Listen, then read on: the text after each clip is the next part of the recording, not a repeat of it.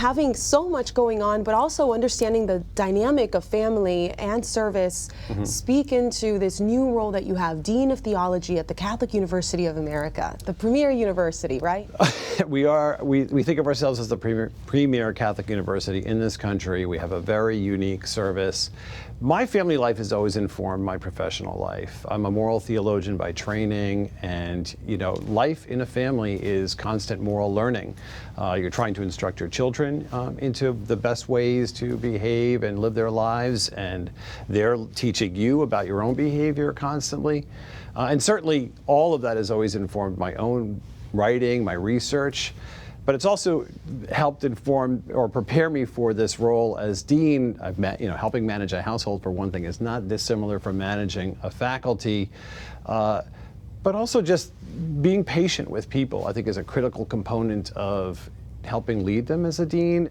When people think about a dean of theology or even the Department of Theology, they think books, they think boring documents, encyclicals. Right. Maybe not boring, interesting to us, but they don't think about the active evangelizing part of theology. Right. Tell us a little bit about how all of those books then inform what your faculty does to bring Christ to the world. So what we do in the School of Theology and Religious Studies at Catholic University is try to understand God's Word and communicate that to our students, to all of the people who come into contact with us through events or the sorts of training and formation we might do in ministerial areas.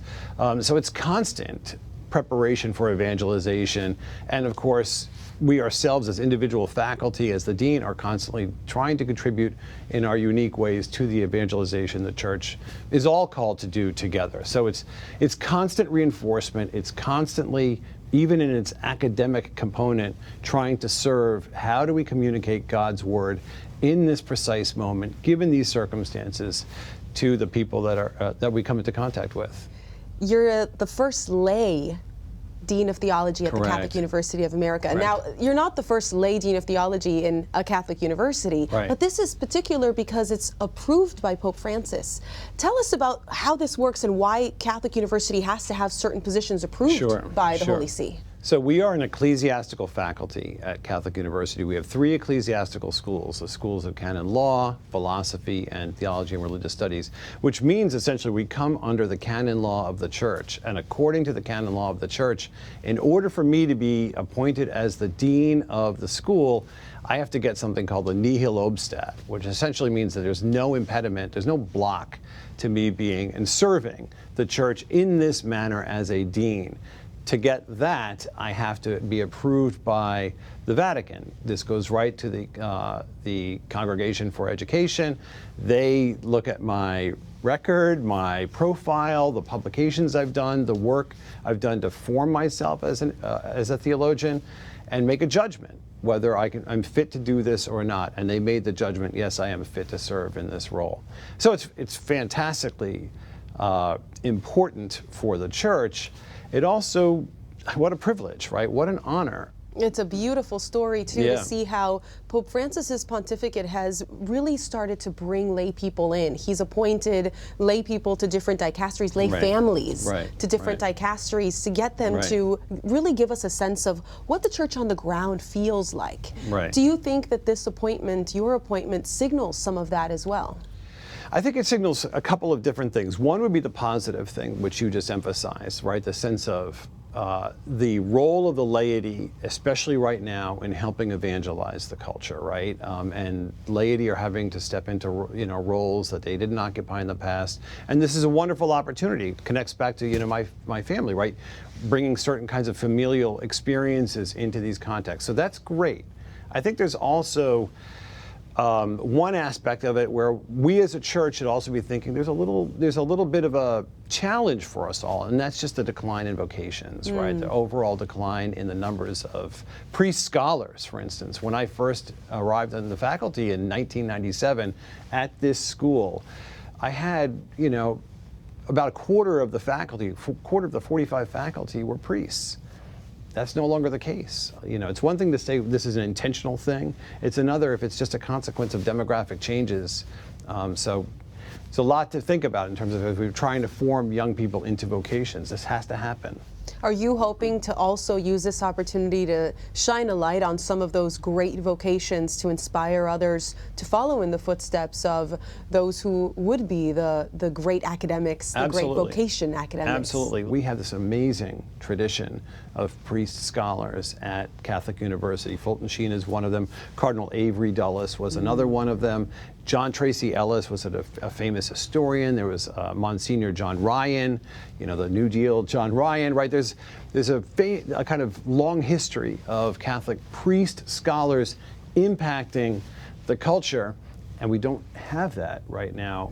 And I do believe it's a kind of, if we build it, they will come thing. Do you think that we've made the priesthood overly administrative and not pastoral enough or academic enough, where they serve as one part rather than two? Yeah, that's a great question. I don't know if I would say it's overly this or that. It just is highly administrative. The burdens on priests today are enormous, as you know, right? Anybody who is engaged with the church just sees that our priests are under enormous pressures, and some of those pressures are just administrative and bureaucratic. What are you nervous about in this role? Were you nervous to have an appointment to be reviewed in this way? It almost feels like a confirmation hearing. A little bit, but I was confident about what I've done. I was confident about my role. I was confident about the work I've done in the past in terms of research and service to the church and to the university. My nervousness, I think, stems mostly for the future of the church as a whole, just in the sense, of some of the issues we've talked about. Number one, demographic changes in the church, herself. Where are vocations coming from? Can we focus on those areas? Can we focus on areas where we've lost vocations historically that have informed the church? Can we try to reinvigorate those places? Joe, how are you preparing for this role from a prayer perspective? What's your prayer life like? It's obviously a very different role than the one that you had before at the university. Right, that's right. Like anybody else, I might think of my prayer life as deficient in some ways. I always think it needs to be better than it is.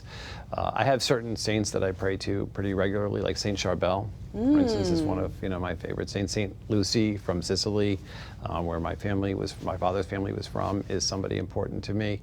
But now that I am serving a larger group of people, there's no question that my prayer life I can see it transforming, let's put it that way. So you just mentioned your family is from Sicily. Yes. Italian Yes. American Yes. On immigrants, my father's right? side, yeah, correct. Immigrants, that's right. And on your mother's side? Jewish, in fact. My mother's side is Eastern European Jewish, yeah, so it's interesting, common New York mix, but interesting mix nonetheless. So there's no way that you haven't studied the spirituality of the immigrant combination that created who you are. Absolutely. How does that inform what you think needs to be brought to the universal church? The reality that we all have some kind of either spiritual or ethnic Jewish heritage, and that we come from different parts into the American church. Yeah, absolutely. It has informed my approach to these kinds of things. And one thing that I've noticed, for instance, I've really been drawn to the way Pope Francis speaks about these kinds of things, especially to sort of reach out to the peripheries of society, because of course immigrants are out there on the edges, and as you said, most of us come not too long ago from experiences that are like that, where people were on the edges of society, and my father told stories about his own father, getting in and out of work because he had more or less no standing in the culture. My mother's family's experience was very different, than this, coming out of a kind of persecuted situation in the Eastern European area into the country. So most of us have not too remote contact with these kinds of experiences of vulnerability.